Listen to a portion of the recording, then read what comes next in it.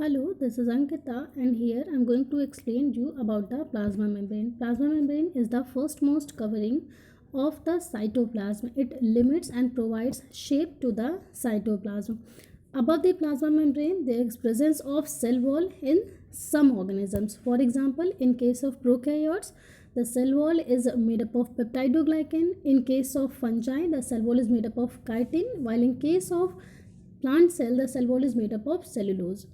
Humans and animals, they do not have any sort of cell wall over the cell membrane or over the plasma membrane, right?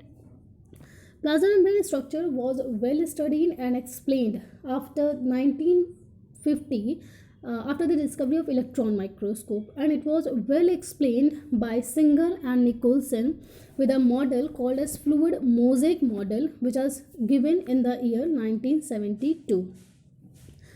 Lipid component is mainly consist of phosphoglycerides. The lipid which is making this plasma membrane structure, that is mainly made up of phosphoglycerides, and the lipid is having two parts. The first one is hydrophobic and the second one is hydrophilic part, right?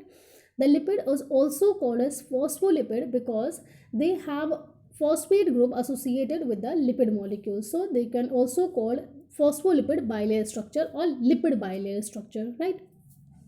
So they have phosphate group that is acting as the head, and the tail that is acting as the um, hydrophobic tail, right?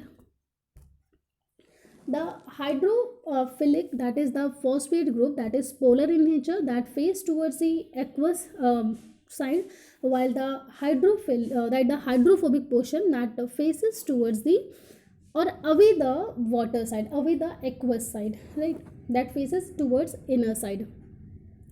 They are phospholipid bilayer because the lipid molecules, they are associated parallelly and against to each other.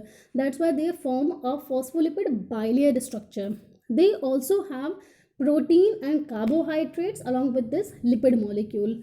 For example, in case of erythrocytes or red blood cells, the composition of protein is about 52%, while the lipid is only 40%, right?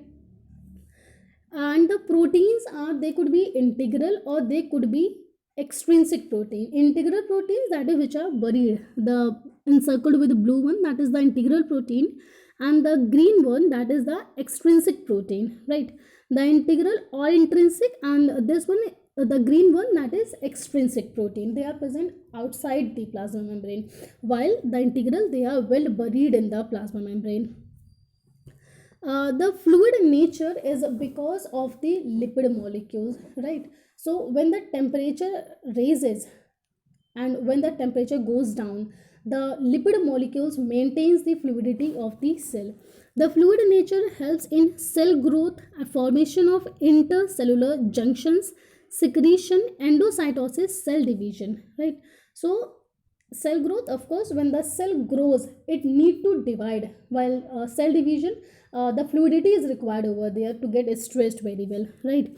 And for intercellular junctions, for transport of molecules from one cell to another, so fluidity is required over there also.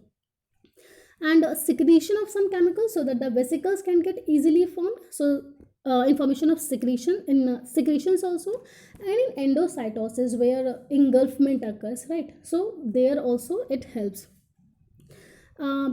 We know it very well that the plasma membrane is selectively permeable in nature, that it allows only some components when required to enter inside the cell. It do not allow all the components to enter inside the cell, right?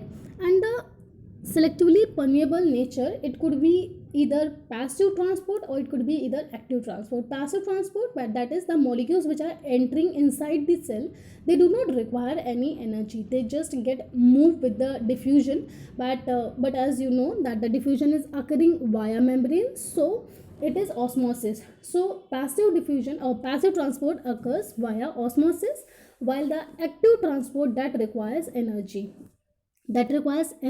for the components to enter, right? So active transport includes sodium potassium pump, right? While the passive transport includes water. For example, in case of casing, you can say that सूखा हुआ water, अंगूर, किशमिश. Yeah, so if we put that in water, so you can see that after soaking some water, it gets swell up, right? And remove if we remove it from the water, it will again get its structure after drying, right? So uh, that is the best example of selective permeable membrane of the cell, plasma membrane, right? Yeah. So here I have explained you about the plasma membrane. If you have any queries, you can ask me in the comment section. Thank you so much for watching this video.